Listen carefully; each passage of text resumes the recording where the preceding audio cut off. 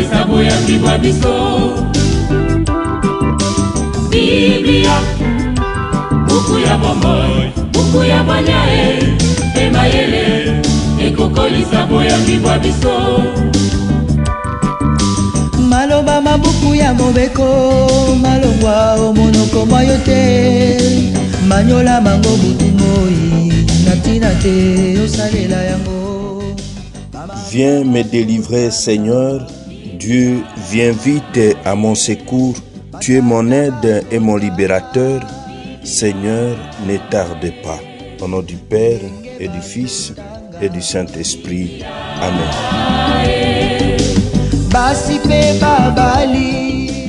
Bien, chers frères et sœurs, dans le Christ, bonjour. Ce lundi 5 août, notre mère l'Église nous propose en méditation sur 2 textes. La première lecture est tirée du livre du prophète Jérémie au chapitre 28 du verset 1 au verset 17 et l'évangile, c'est l'extrait de l'évangile de Jésus-Christ selon saint Matthieu au chapitre 14 du verset 13 au verset 21. Prions le Seigneur.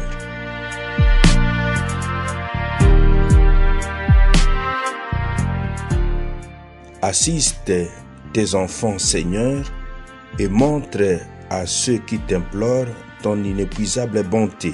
C'est leur fierté de t'avoir pour créateur et providence.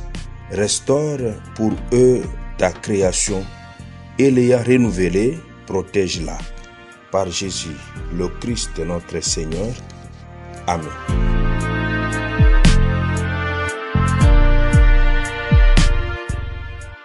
Liturgie de la parole de Dieu. Première lecture. Lecture du livre du prophète Jérémie. Cette année-là, au début du règne de Sédéchias, roi de Juda, la 4e année, au 4e mois, le prophète Anani, fils d'Azur, originaire de Gabaon, me dit dans la maison du Seigneur, en présence des prêtres et de tout le peuple. Ainsi parle le Seigneur de l'univers, le Dieu d'Israël. J'ai brisé le joug du roi de Babylone. Dans 2 ans, jour pour jour, je ferai revenir en ces lieux tous les objets de la maison du Seigneur que Nabuchodonosor, roi de Babylone, a enlevés pour les emporter à Babylone. Je ramènerai ici Jéconias, fils de Joachim, roi de Juda, avec tous les déportés de Juda qui sont partis à Babylone, oracle du Seigneur, car je vais briser les jougs du roi de Babylone. Le prophète Jérémie répondit au prophète Anani, en présence des prêtres et de tout le peuple, qui se tenait dans la maison du Seigneur. Il lui dit, Amen, que le Seigneur agisse ainsi, que le Seigneur accomplisse ta prophétie, qu'il fasse revenir de Babylone les objets de la maison du Seigneur et tous les déportés. Cependant, écoutez bien cette parole que je vais te faire entendre, à toi et à tout le peuple. Les prophètes qui nous ont précédés, toi et moi, depuis bien longtemps, ont prophétisé contre de nombreux pays, les prophètes qui nous ont précédés, toi et moi, depuis bien longtemps, ont prophétisé contre de nombreux pays et de grands royaumes, la guerre, le malheur et la peste.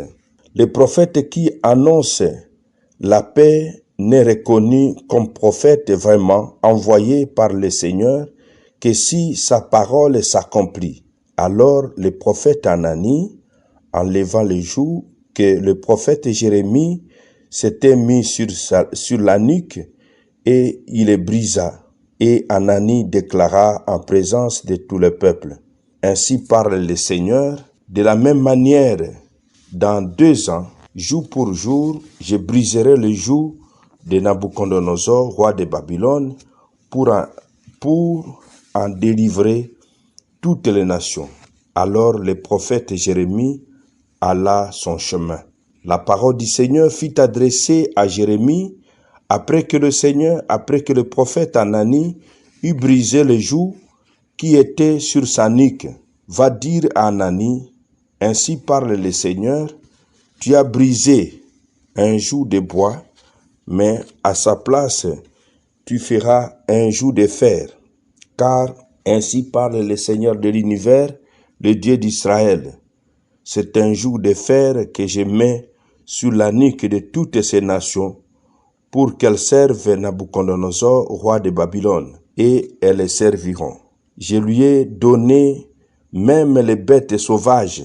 Le prophète Jérémie dit alors au prophète Anani, « Écoute bien, Anani, le Seigneur ne t'a pas envoyé, toi, tu rassures ce peuple par un mensonge.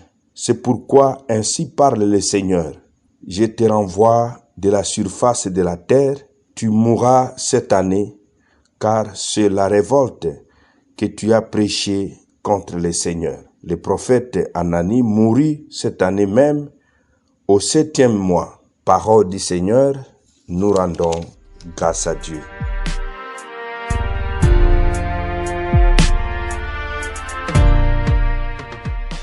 Anani, le Seigneur ne t'a pas envoyé, et toi, tu rassures ce peuple par un mensonge. Jérémie subit la contradiction du prophète Anani qui annonce au peuple une délivrance immédiate.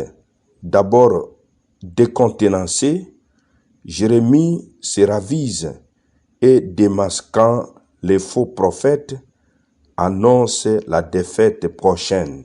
Évangile de Jésus-Christ selon saint Matthieu. En ce temps-là, quand Jésus apprit la mort de Jean le Baptiste, il se retira et partit en barque pour un endroit désert à l'écart. Les foules l'apprirent et quittant leur ville, elles suivirent à pied. En débarquant, il vit une grande foule de gens. Il fut saisi de compassion envers eux et guérit leurs malades. Le soir venu, les disciples s'approchèrent et lui dirent, « L'endroit est désert et l'heure est déjà avancée. Renvoie donc la foule, qu'ils aillent dans les villes, les villages, s'acheter de nourriture. » Mais Jésus leur dit, « Ils n'ont pas besoin de s'en aller. Donnez-leur vous-même en manger. » Alors ils lui disent, « Nous n'avons là que 5 pains et 2 poissons. » Jésus dit, « Apportez-les-moi. » Puis, ordonnant à la foule de s'asseoir sur l'herbe, il prit les 5 pains et les 2 poissons, et levant les yeux au ciel, il prononça la bénédiction. Il rompit le pain, il les donna aux disciples, et les disciples les donnèrent à la foule. Ils mangèrent tous, et ils furent rassasiés. On ramassa les morceaux qui restaient. Cela faisait 12 paniers pleins. Ceux qui avaient mangé étaient environ 5000, sans compter les femmes et les enfants. Acclamons la parole de Dieu. Louange à toi, Seigneur Jésus. Parole de Dieu, sainte et infinie,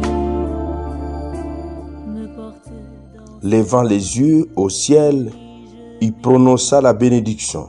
Il rompit le pain, il le donna aux disciples, et les disciples les donnèrent à la foule. Mes frères, mes sœurs dans le Christ, comment rester insensible à la détresse? Et Jésus nourrit ceux qui ont faim. La mort de Jean-Baptiste suscite un tournant dans le ministère de Jésus.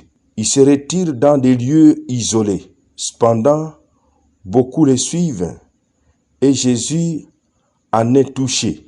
Il ne peut faire autrement que de continuer sa mission qui se résume à guérir et enseigner. Attentif à la fin de la foule, Jésus demande à ses disciples de s'impliquer. Par ailleurs, il reconnaît Dieu comme origine de toute nourriture matérielle et spirituelle. Le salut de cette collaboration entre Dieu et les humains est spectaculaire. La foule est comblée. Le geste de Jésus ressemble à ceux du dernier repas pris avec ses disciples. La liturgie des premières églises chrétiennes en garde la mémoire, prendre le pain, remercier Dieu, rompre le pain et le donner.